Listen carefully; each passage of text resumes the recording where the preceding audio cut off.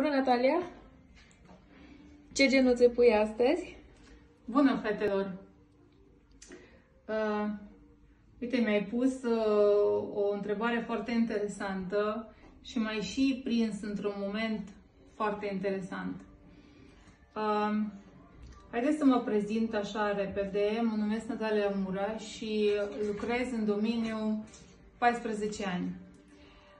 Știu să lucrez în absolut toate tehnicile posibile și să fac absolut orice există pe meseria asta. Dar astăzi aplic fir cu fir. Și vreau să vă spun următoarele.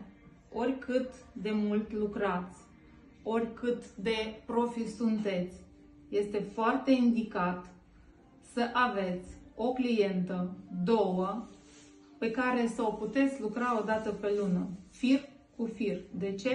Pentru că asta vă aduce înapoi la cursul de bază și vă învață postura corectă, poziționarea, atașarea corectă a unei extensii, ceea ce vă duce la o retenție foarte bună, direcțiile, o să vă oblige să le faceți perfecte, pentru că doar la fir cu fir se pot vedea direcțiile corecte și o să vă aduc aminte de toate astea și o să vedeți că următoarea lucrare, 2, 3 sau volum, o să vi se pară mult mai ușoară. Ce lungimi folosești la clientă? Aici eu folosesc de la 8 până la maximum 13, întorc puțin colțurile exterioare spre exterior, da? Ca să fac un pic ochișorii în exterior, da? Deci poziția pe care eu o folosesc spre exterior.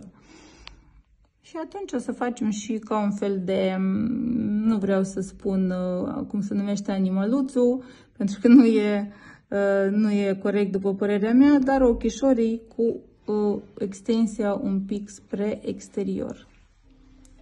Asta vreau să fac. Deci de la 8 până la 13, oricum trebuie să aveți un curs de modelare ca să puteți în viziunea voastră să creați orice model doriți și modelul respectiv să fie potrivit pentru clienta voastră. Vă iubesc, vă pup și gene faine și cliente fericite să avem!